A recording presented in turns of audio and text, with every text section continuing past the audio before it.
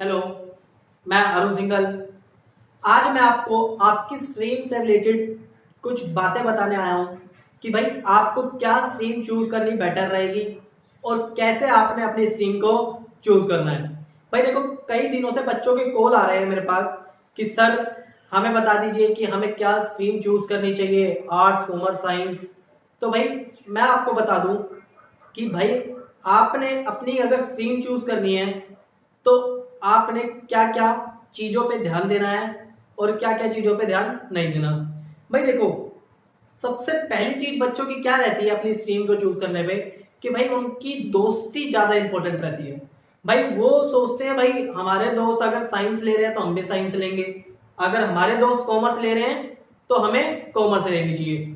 तो पहली चीज क्या है कि भाई आपने अपनी दोस्ती पे डिपेंड नहीं होना। मतलब जो आपके दोस्त कर रहे हैं वो चीज आपने नहीं करनी, ठीक है। मतलब बिल्कुल ही नहीं करनी ऐसा नहीं है।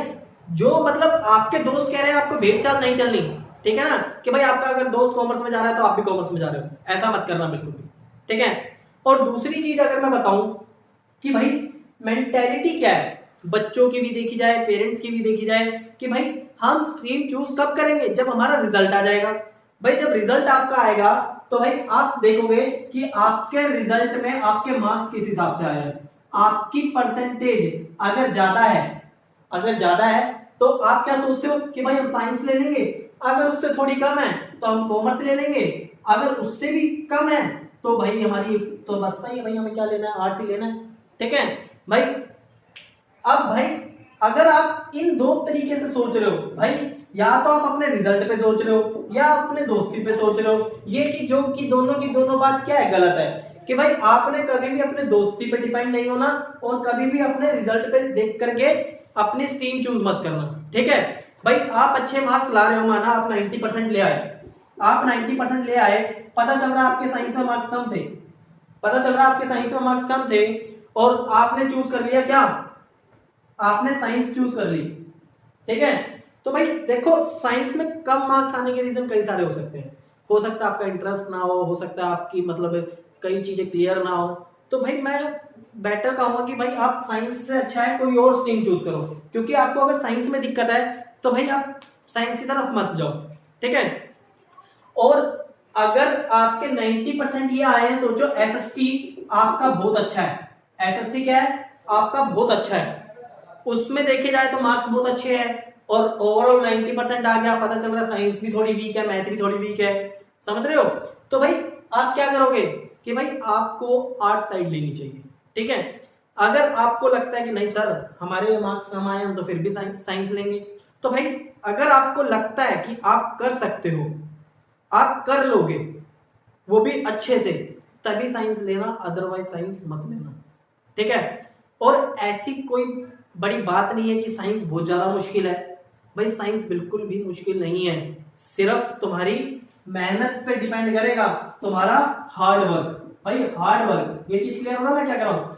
भाई अगर आप साइंस ले रहे हो तो सब चीज डिपेंड करेगी आपके हार्ड वर्क पे, ठीक है। ऐसा नहीं है कि सिर्फ साइंस में ही हार्ड वर्क है, आपका हार्ड वर्क रहेगा तीनों में, आर्ट्स में भी, कॉमर्स में भी और साइंस में भी। ये चीज क्लियर है, मतलब हार्डवर्क तीनों में है, लेकिन आपको ये डिसाइड करना है कि आपने हार्डवर्क करना किधर है, ठीक है। अगर आपका इंटरेस्ट, भाई सबसे मोस्ट इंपोर्टेंट फैक्टर रहता है स्ट्रीम को चूज करने का, आपका इंटरेस्ट। भाई इंटरेस्ट किधर है, इंटरेस्ट किधर है, ठीक है। अगर आपका इंटरेस्ट लगता है भाई हम तो बिजनेस लाइन में जाना चाहिए या फिर हमें प्रॉफिट वगैरह देखना है, कंपनी का सीईओ बनना है, ठीक है, किसी कंपनी में काम करना है, तो आपको कॉमर्स साइड चूज करनी चाहिए। अगर आपको लगता है भाई हमें टेक्नोलॉजी पे अच्छा ध्यान देना है, हमें टेक्नोलॉजी में जाना है, तो आपको साइंस लेनी चाहिए, ठीक है। अगर आपको लगता है कि हमें भाई सिविल सर्विसेज में जाना है, सिविल सर्विसेज पता ना, आईएएस आईपीएस वगैरह में अगर आपने जाना है तो आपके लिए आर्ट्स बेटर ऑप्शन रहेगा। क्या रहेगा, आर्ट्स। ये क्लियर है। ये चीज सारी की सारी डिपेंड किस पे कर रही है, इंटरेस्ट पे। ये चीज समझ आ गई। और भाई इंटरेस्ट आपने देखना है कि आपका किस तरफ है। वो इंटरेस्ट अगर आपको पता है कि भाई हमें भाई कॉमर्स में देखना है, साइंस में देखना है, आर्ट्स में देखना है, उसके बाद अगर आपको इंटरेस्ट पता चल गया फिर आपने करना है हार्डवर्क। ये चीज क्लियर है। ऐसा नहीं है कि भाई साइंस सबसे ज्यादा मुश्किल है, कॉमर्स उससे कम मुश्किल है, फिर आर्ट्स तो है ही नहीं कुछ मुश्किल। ऐसा कुछ नहीं है भाई, हार्डवर्क तीनों में चाहिए। बस ये है कि जो आपका हार्डवर्क हो रहा है ना, वो आपकी सही जगह पे होना चाहिए। यूं नहीं है कि भाई आप जहां मर्जी कुछ भी मतलब हार्डवर्क कर रहे हो, लेकिन आगे जाकर के आप अपनी ग्रेजुएशन में देख रहे हो, मास्टर्स में देख रहे हो कि आपको पता ही नहीं है कि भाई आगे करना क्या है। ठीक है, तो अपना पहले से डिसाइड करो कि आपको आर्ट साइंस कॉमर्स लेनी है तो क्यों लेनी है, उसका इंटरेस्ट देखो कि भाई मुझे इंटरेस्ट किधर। ठीक है, यूं नहीं कि भाई आपके जो मन में आया वो ले लियो, ऐसा मत करना भाई। मोस्ट इंपॉर्टेंट चीज रहती है आपका इंटरेस्ट। ठीक है, अपने इंटरेस्ट को देख करके आपने क्या चूज करना है, आर्ट्स, साइंस या फिर कॉमर्स। मैं अब बता देता हूं भाई आपको आर्ट्स में क्या क्या पढ़ना पड़ेगा, साइंस में क्या क्या पढ़ना पड़ेगा, कॉमर्स में क्या क्या पढ़ना पड़ेगा। ये शायद देख करके आपको शायद ये चीज क्लियर हो जाए कि आपको किस डायरेक्शन में जाना चाहिए, जिससे आपका जो हार्ड वर्क है वो आपको सही मतलब रिजल्ट दे। ये चीज क्लियर है। अब मैं आपको बता रहा हूँ आर्ट्स में आपके पास क्या क्या सब्जेक्ट्स हैं।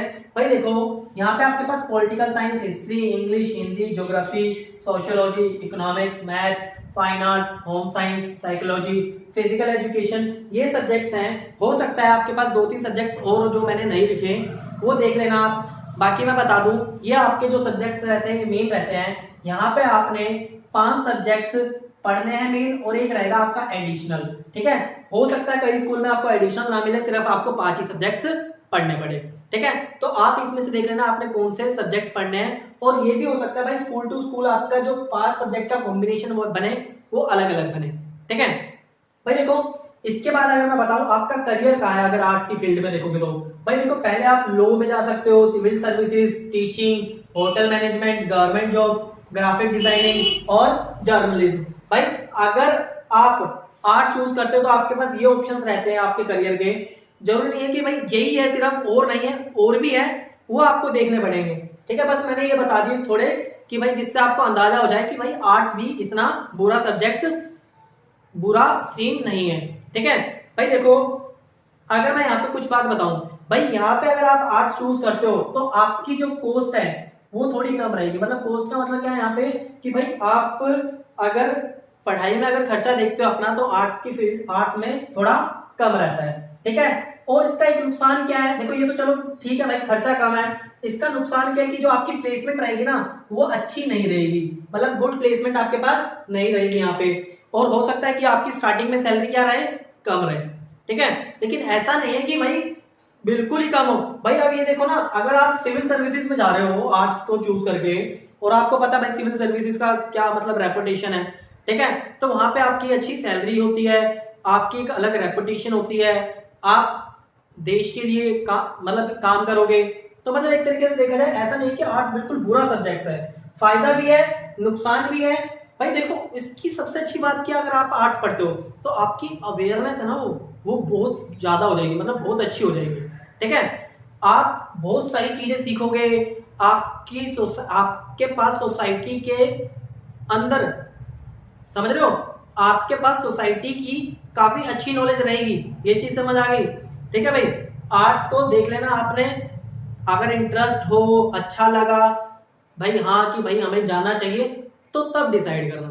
ठीक है, अब मैं कॉमर्स का बता रहा हूँ, इसको एक बार अब मैं बता दूं कॉमर्स में आपके पास क्या क्या सब्जेक्ट्स रहते हैं। देखो भाई, आपको कॉमर्स में ये 4 सब्जेक्ट स्टार्टिंग के, अकाउंटेंसी, बिजनेस स्टडीज, इकोनॉमिक्स और इंग्लिश, ये पढ़ने ही पढ़ने हैं। ये 4 आपके पास क्या रहेंगे, कंपलसरी रहेंगे। और जैसा कि मैंने बताया था आपको कि आपके पास 5+1 यानी कि 5 रहेंगे मेन सब्जेक्ट, और एक रहेगा आपके पास एडिशनल। भाई आपका जो 5वां सब्जेक्ट रहेगा, 4 तो ये हो गए, 5वां सब्जेक्ट मैथ ले सकते हो, हिंदी ले सकते हो, वो आपके ऊपर डिपेंड करेगा। और छठा जो एडिशनल रहता है, बच्चे ज्यादातर क्या चूज करते हैं, फिजिकल एजुकेशन, वो आप डिसाइड कर सकते हो कि आपने क्या लेना है, होम साइंस भी ले सकते हो, फाइन आर्ट्स भी ले सकते हो। ठीक है, वो आपके स्कूल टू स्कूल में देख लेना भाई आपको क्या मिल रहा है क्या नहीं, ये क्लियर है। अगर मैं इधर बताऊं करियर क्या है आपका, कि भाई देखो यहाँ पे सीए, सीएस, कंपनी सेक्रेटरी और chartered accountant, CMA, BCom, bank officer, government job, teaching, law, economics honours, ये आपके पास क्या रहते हैं, आपके करियर के ऑप्शंस रहते हैं। अगर मैं बताऊं सीए, सीएस, ये आपके रहते हैं प्रोफेशनल कोर्स। अगर आप इसको अंदर आप सीए, सीएस बन जाते हो तो आपकी कई अच्छी सैलरी रहेगी, आपका जो प्लेसमेंट रहेगा वो काफी अच्छा रहेगा। भाई मैं बताऊं यहाँ पे जो आपकी जो कॉस्ट है वो कम लगती है अगर कंपेयर करूं साइंस से। साइंस में सबसे ज्यादा कॉस्ट लगती है, अगर आप साइंस चूज करते हो तो वहां पे खर्चा ज्यादा रहता है। लेकिन अगर कॉमर्स में देखा जाए तो साइंस से क्या रहता है, कम खर्चा रहता है। और भाई इसके अंदर प्लेसमेंट भी अच्छी होती है, ऐसा नहीं है कि आपके पास प्लेसमेंट नहीं होगी। कॉमर्स में काफी अच्छी अच्छी प्लेसमेंट होती है, और कई बार तो साइंस से भी ज्यादा अच्छी प्लेसमेंट आपको कॉमर्स में मिल जाती है। ठीक है, तो थोड़ा आप डिसाइड कर लो कि आपने कॉमर्स लेना है या फिर साइंस लेना है या आर्ट्स लेना है। ठीक है, मैं आप साइंस के बारे में अब आ जाओ। अगर मैं आपको साइंस में बता दूं तो देखो भाई, साइंस में आपके पास मेडिकल और नॉन मेडिकल रहता है।